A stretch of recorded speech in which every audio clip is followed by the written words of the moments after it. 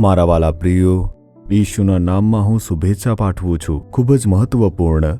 બધી બહેનોને, નાની છોકરીઓને, યુવતીઓને, અન્ય બહેનોને અને માતાઓને, તમને બધાને મારી શુભેચ્છાઓ. શા માટે જાણો છો? આજે આંતરરાષ્ટ્રીય મહિલા દિવસ છે. આજે સ્ત્રીઓ માટે એક મહત્વપૂર્ણ દિવસ તરીકે તેઓએ ચિહ્નિત કર્યો છે. સ્ત્રીઓ તે સમાજ માટે અનિવાર્ય છે. તે તમે છો. પુરુષો શ્રેષ્ઠ છે, સ્ત્રીઓ શ્રેષ્ઠ નથી, તેવું કંઈ પણ નથી. ઈશ્વરની સૃષ્ટિમાં કોઈ સ્ત્રીઓ નથી કે કોઈ પુરુષો નથી, બધા એક સમાન છે, એવી રીતે પ્રભુ કહે છે. અને તેથી જ સ્ત્રીઓ ખૂબ જ મહત્વપૂર્ણ છે. સ્ત્રીઓ સમાજ માટે એક મહાન આશીર્વાદ છે. સ્ત્રીઓ પુરુષો માટે યોગ્ય સહાયક છે. આદમને બનાવ્યા પછી ઈશ્વર તેના માટે યોગ્ય જીવન સાથી ઈચ્છતા હતા, તેથી હવાને બનાવી બાઇબલમાં જોઈએ છીએ. તેથી દરેક પુરુષે સમજવું જોઈએ કે તમારી સ્ત્રી યોગ્ય સહાયક છે. પ્રભુએ મારી પત્નીને મને મદદ કરવા માટે અને મારી સંભાળ રાખવા માટે, મારી કાળજી રાખવા માટે યોગ્ય જીવનસાથી તરીકે આપી છે. અને તમારે આ વાતને સારી રીતે સમજવું જોઈએ. દરેક મહિલા તે ખૂબ જ મહત્વપૂર્ણ છે. તે વાતને તમારે ભૂલવું ન જોઈએ. પરંતુ દરેક સ્ત્રીનું તમારે સન્માન કરવું જોઈએ, આમ બાઇબલ કહે છે. પરંતુ વચન મુજબ સ્ત્રીઓએ જે સાંભળવાની જરૂર છે તે આ છે. નીતિવચનો 31 તેની 10મી કલમ. પ્રભુ કહે છે, એક સદગુણી પત્ની. સદગુણી પત્ની કોને મળે? હીરા માણેક કરતાં પણ એનું મૂલ્ય વધારે છે. અમૂલ્ય માણેક હોય છે ને, સમુદ્રમાં અમૂલ્ય મોતી માણેક છે. મોતી છીપની અંદર રહેશે, લોકો તેને શોધવા જાય છે. પરંતુ એક સદગુણી સ્ત્રી તે આના કરતાં પણ વધુ મૂલ્યવાન છે. તેનું મહત્વ કેટલું છે તે દર્શાવે છે બાઇબલનું આ વચન. તમારે એક સદગુણી સ્ત્રી બનવું જોઈએ, તે જ મહત્વનું છે. આપણું જે ગુણ હોય છે, એટલે જે ચારિત્ર્ય હોય છે, તે ખૂબ જ મહત્વનું હોય છે. દુનિયાના લોકો કહેશે શિક્ષણ, સુંદરતા એ મહત્વનું છે, તે મહત્વનું છે. તેવું નથી. પ્રભુ કહી રહ્યા છે, મારી દીકરી, સદગુણ, તારું ચરિત્ર તે સારું હોવું જોઈએ. તારો સ્વભાવ જરૂરી છે, તે મહત્વપૂર્ણ છે. કેવળ તેના દ્વારા જ પ્રભુ તને આશીર્વાદ આપીને ઉન્નત કરી શકે છે. આવી રીતે પ્રભુ કહી રહ્યા છે. હવે વિચારી જુઓ, ઈસુ ખ્રિસ્તના જન્મની ભવિષ્યવાણી તે કરવામાં આવી હતી. ઈસુ તે કુંવારી સ્ત્રીથી જન્મશે. તેમના જન્મ પહેલા પણ આવી રીતે કહેવામાં આવ્યું. તેથી ઇઝરાયેલની ભૂમિ પર જેટલી પણ યુવાન યુવતીઓ છે, તે દરેક પરમેશ્વરના જન્મની શાંતિથી રાહ જોઈ રહી હતી. પરંતુ ઈશ્વરે કુંવારી મરિયમને પસંદ કરી હતી, જે ઈસુ ખ્રિસ્તની માતા બની. અને આ દુનિયામાં ઈશુનો જન્મ મરિયમ દ્વારા બાળક તરીકે થયો. હવે વિચાર કરીને જુઓ, તે મરિયમના દિવસોની અંદર જો મરિયમ બડબડાટ કરતી હોત, તો શું પરમેશ્વરે તેમને પસંદ કરી હોત?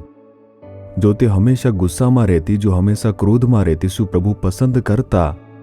જો તે હંમેશા અન્ય લોકોનું નિંદા કરતી, અપમાન કરતી, શું પ્રભુ તેને પસંદ કરતા? જો તે પાણી ભરતી વખતે જ્યાં પણ જાય ત્યાં લડતી રહેતી, તો શું પરમેશ્વર તેને ઈશુની માતા બનવા માટે પસંદ કરી હોત? વિચાર કરી જુઓ. પરંતુ જો તેવી રીતે તમે લડો છો, બડબડાટ કરો છો અથવા બીજા લોકોને દુઃખ આપતા રહો છો, તો શું પરમેશ્વર પસંદ કરશે? મરિયમ એક સદગુણી સ્ત્રી હતી. જો તમારે તે શહેરમાં જઈને પૂછવું પડતે કે આ શહેરમાં સૌથી સદાચારી કોણ છે, તો તેઓ શું કહેતા? તે છે મરિયમ છે. ખૂબ જ શાંત છોકરી છે. તે નમ્રતાથી બધા સાથે વાત કરે છે. તેનો ચહેરા હંમેશા ખુશ રહે છે. તે ખૂબ સારી છોકરી છે. માતા પિતાનું પાલન કરે છે. તેણીમાં દરેકને મદદ કરવાની એક સારી વૃત્તિ છે. આસપાસના લોકો દરેક આવી રીતે પ્રમાણિત કરશે, તો શું પ્રભુએ આવી સદાચારી સ્ત્રીને પસંદ ન કરી હોત? શું તમે ઈચ્છો છો કે પ્રભુ તમારા વિશે સાક્ષી આપે? મારી પુત્રી તે એક સદગુણી સ્ત્રી છે. તેની અંદર ઘણા બધા સારા પાત્રો છે. તેથી હું મારી આ પુત્રી સાથે રહું છું. શું તમે નથી ઈચ્છતા કે પ્રભુ આવી રીતે કહે? જો તમે લડતા રહો છો, બડબડાટ કરો છો, હંમેશા બીજા લોકોની નિંદા કરો છો, સ્વાર્થી રહો છો, તો પ્રભુ તમારાથી કેવી રીતે ખુશ રહેશે? તેથી તમારે એક સદગુણી સ્ત્રી રહેવું જોઈએ. પ્રભુ, હું મારી જાતને એક સદગુણી સ્ત્રી બનવા માટે પ્રતિબદ્ધ કરું છું. મને આશીર્વાદ આપો, જેથી હું બીજા લોકો માટે આશીર્વાદરૂપ બની શકું. તમે દરેક સ્ત્રીઓને અને મને પણ ખાસ તેના માટે જ બનાવ્યો છે. હું મારી જાતને એના માટે પ્રતિબદ્ધ કરું છું. મને મારા પરિવાર માટે, માતા પિતા માટે, પતિ માટે, બાળકો માટે અને સમાજના આસપાસના જેટલા પણ લોકો છે તે દરેક માટે સાક્ષી બનવા દો, મને બીજાનું ભલું કરવા દો.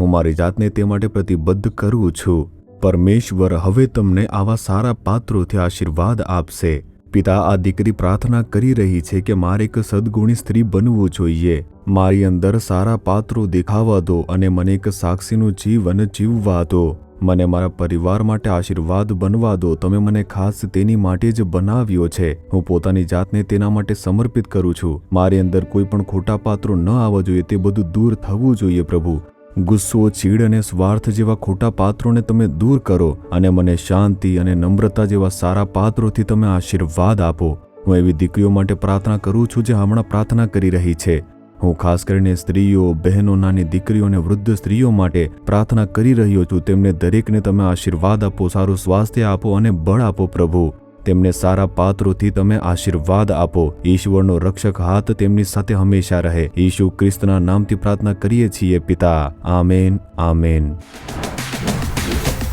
જીસસ રીડીમ્સ ગુજરાતી યુટ્યુબ ચેનલને સબસ્ક્રાઇબ કરો. દરેક નવા કાર્યક્રમની માહિતી મેળવવા માટે બેલ આઇકન પર ક્લિક કરો.